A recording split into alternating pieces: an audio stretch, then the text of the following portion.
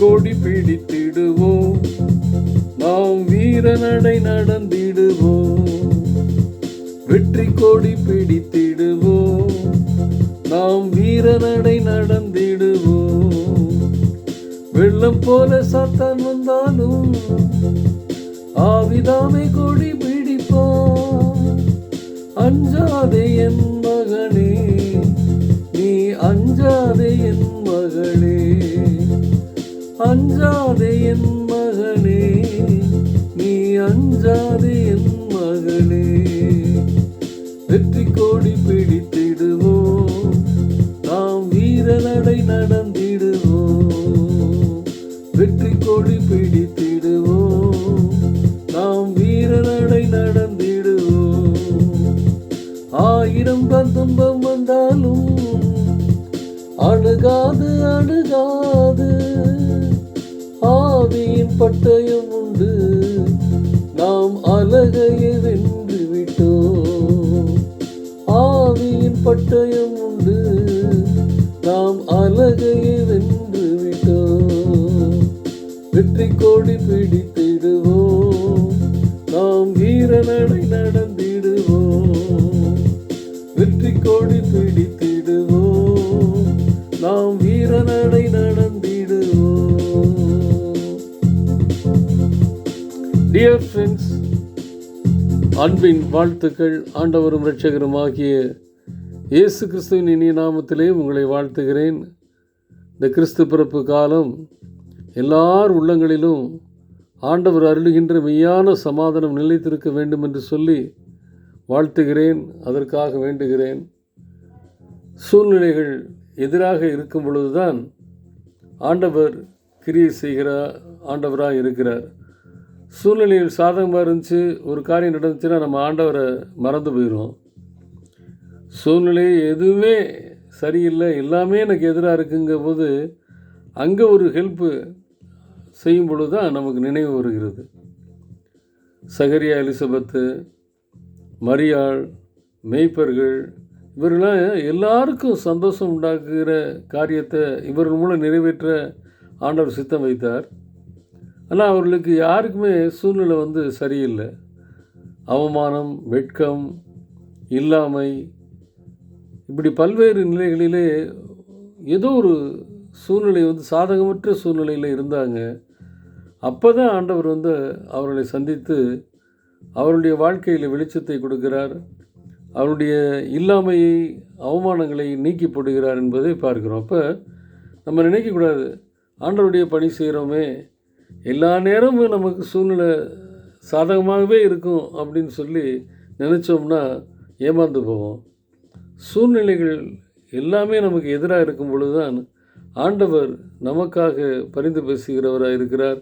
அவர் தம்முடைய வல்லமையை நம்ம மேல் ஊற்றுகிறவராக இருக்கிறார். அதைத்தான் 2 கொரிந்தியரின் புத்தகம் 2ஆம் அதிகாரம் 14வது வசனத்தில் சூழ்நிலை என்னன்னே பவுலடியார் சொல்லலை. தனக்கு எதிராக இருக்கிற டிஸப்பாயின்மெண்ட்டு, இதுக்கான சூழ்நிலையை அவர் சொல்லலை. ஆனால் அப்படிப்பட்ட சூழ்நிலையில் என்னோடு இருக்கிற ஆண்டவராக இயேசு கிறிஸ்து என்று பறைசாற்றுகிறார். அதுதான் ஒரு தேவ ஊழியருக்கு முக்கியமான ஒன்று. சூழ்நிலையை சொல்லி சொல்லி சொல்லி மற்றவர்களிடத்தில் பரிதாபத்தை தேடக்கூடாது. சூழ்நிலையை பார்த்து பயந்துடவும் கூடாது. அதற்கான ஆதரவை மனிதர்கிட்ட எதிர்பார்க்கவும் கூடாது. ஆண்டவர் இருக்கார். அவர் சூழ்நிலையை பார்த்து ஒரு நாளும் தன்னுடைய ஸ்ட்ராட்டஜியை மாற்றிக்கிறவரே கிடையாது. இங்கே என்ன சொல்கிறாரு? கிறிஸ்துவுக்குள் எப்பொழுதும் எங்களை வெற்றி சிறக்க பண்ணி எல்லா இடங்களிலேயும் எங்களை கொண்டு அவரை அறிகிற அறிவின் வாசனையை வெளிப்படுத்துகிற தேவனுக்கு ஸ்தோத்திரம். சூழ்நிலை எதிராக இருக்கும் பொழுது ஆண்டவருக்கு நன்றி செலுத்துகிறாரு. அது 2 வார்த்தை வருது. எப்பொழுதும், எல்லா இடங்களிலேயும், ஆல்வேஸ், எவ்ரிவேர். ஏஇ அப்படின்னு வச்சுட்டு மனசில் வச்சுட்டோம்னா மறக்கவே மறக்காது.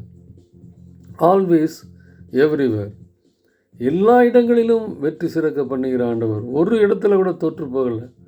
ஆனால் பார்த்தோம்னா எல்லாத்திடையும் அவமானமாக இருக்குது, மன கஷ்டமாக இருக்குது. ஆனால் பவுலடியார் சொல்கிறாரு, எல்லா இடங்களிலும் எங்களை வெற்றி சிறக்க பண்ணுகிற ஆண்டவர் எங்களை லீட் பண்ணுறாரு. மனிதர்கள் இன்னும் ஏமாத்துறோம். அவங்களுடைய சின்ன குறுகிய மூளையை வச்சு ஏதாவது செய்யணும்னு நினைப்பாங்க. ஆனால் என் ஆண்டவர் எனக்கு கொடுக்குற அறிவு இருக்கே, அது எவ்விடங்களிலும், எல்லா இடங்களிலும், எவ்ரிவேர் வெற்றி சிறக்க பண்ணுகிறது மட்டுமல்ல, அவரை குறித்த அந்த அறிவை எல்லாருக்கும் சொல்வதற்கு பயன்படுத்துகிறது. ரொம்ப ஒரு அருமையான ஒரு வார்த்தை. அதை ரோமர் 8:28 வாசிக்கிறோம். அன்றியும் தமது தீர்மானத்தின்படி அழைக்கப்பட்டவர்களாய் தேவனிடத்தில் அன்பு கூறுகிறவர்களுக்கு சகலமும் நன்மைக்கு ஏதுவாகவே நடைபெறுகிறது.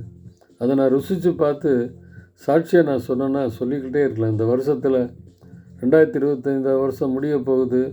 ஆனால் திரும்பி பார்க்கும் பொழுது தகுதியற்ற என்னையும் எங்களையும் ஆண்டவர் எங்கெங்கேயோ கூட்டு போய் அவருடைய பணியை எல்லா இடங்களிலும் எப்பொழுதும் பயன்படுத்தினார் என்பதை நினைத்து பார்க்கும் பொழுது ஆச்சரியமாக இருக்குது. எவ்வளோ பேர் இருக்கிறாங்க, ஆனால் ஆண்டவர் நம்மை பயன்படுத்துகிறார் என்றால் அவர் என்னை லீட் பண்ணுறாரு அப்படிங்கிறத மட்டும் நான் திட்டவட்டமாக உணர்ந்துக்கிட்டேன். குறிப்பாக ஜார்க்கண்டில் 3 நாட்கள் ஆண்டவருடைய வார்த்தையை சொல்லும் பொழுது மிகப்பெரிய எடுப்பதில் ஆண்டவர் அங்கே கொடுத்தார். பரிசுத்த ஆவியானவர் கிரியை செய்தார். அதே போல் திருச்செங்கோடு என்கிற எந்த பகுதியிலே இருக்கான்னு தெரியாது, ஒரே நாளில் 5 செய்திகளை கொடுப்பதற்கு ஆண்டவர் பலன் கொடுத்தார். ஆண்டவர் அநேகரை மீண்டுமாக கட்டி எழுப்பினார். புதிய மனம் திரும்புதலை கொடுத்தார். இவையெல்லாம் என்னால் நிகழ்ந்தது என்று நினச்சேன்னா தோற்று போயிடுவேன். என்னை லீட் பண்ணுறவர் அவர் ஆண்டவராக இயேசு கிறிஸ்து. அவர் என்ன பண்ணுறாரு, எப்பொழுதும் வெற்றி சிறக்க பண்ணுகிறார். எல்லா இடங்களிலும் அவரை குறித்து அறிவை புகட்டுவதற்கு, அதை எப்படி எனக்கு புகட்டினாரோ அதை மற்றவர்களுக்கு புகட்டுவதற்கு அவர் பயன்படுத்தினார். அது எப்படி இருக்குமா, வாசனையாக இருக்குமா. எப்படி சென்ட்டு லேசாக ஒரு சொட்டு போட்டோம்னா எல்லா இடத்துக்கும் பரவுதோ, அதுபோல் ஒரு விதையை விதைச்சிட்டோம்னா அது எல்லா இடத்துலையும் பரவி பலன் கொடுக்குற அளவிற்கு சுவிசேஷம் நிரந்தர வாசனையை கொடுக்குது. சென்ட்டு ஒரு சில மணி நேரங்கள் கொடுக்கும், ஒரு நாள் கொடுக்கும். ஆனால் வாழ்க்கை முழுதும் நற்கந்தம் வீசுகின்ற ஒரு வாய்ப்பை சுவிசேஷம் நமக்கு கொடுக்கிறது. அதை ஆண்டவர் சூழ்நிலைகள் சாதகமற்ற சூழ்நிலையிலும் கூட அதை சாதகமாக்கி வெற்றி சிறக்க பண்ணுகிறார். எப்பொழுதும் பயன்படுத்துகிற ஆண்டவராக இருக்கிறார். இன்றைக்கு அவருக்கு நாம் கீழ்ப்படியும் பொழுது, அவர் சித்தத்துக்கு மட்டும் கீழ்ப்படிஞ்சு அதை நிறைவேற்றும் பொழுது எல்லா இடங்களிலும் எப்பொழுதும் அவர் வெற்றி சிறக்க பண்ணுகிறார். தொடர்ந்து வெற்றி சிறக்க பண்ணுவார். நம்முடைய வாழ்க்கையிலும் ஒருவேளை சூழ்நிலை சரியில்லைன்னு சோர்ந்து போயிருக்கீங்களா, கவலைப்படாதீங்க. சூழ்நிலை என்றைக்குமே சாதகமாக இருக்காது. ஆனால் நம்ம லீட் பண்ணுகிறவர் எப்பொழுதும் எல்லா இடங்களிலும் வெற்றி சிறக்க பண்ணுகிறவர். அவரை குறித்த அறிவை நான் மட்டுமல்ல மற்றவர்களுக்கும் பகிர்ந்து கொடுப்போம். அதுவே நம்மை நித்தியம் கொண்டு சேர்க்கும் என்கிற சந்தோஷத்தோடு தெய்வ சமாதானத்தை பெற்றுக்கொள்வோம். கர்த்தர் தாமே நம்மை ஆசீர்வதிப்பாராக. ஆமீன்.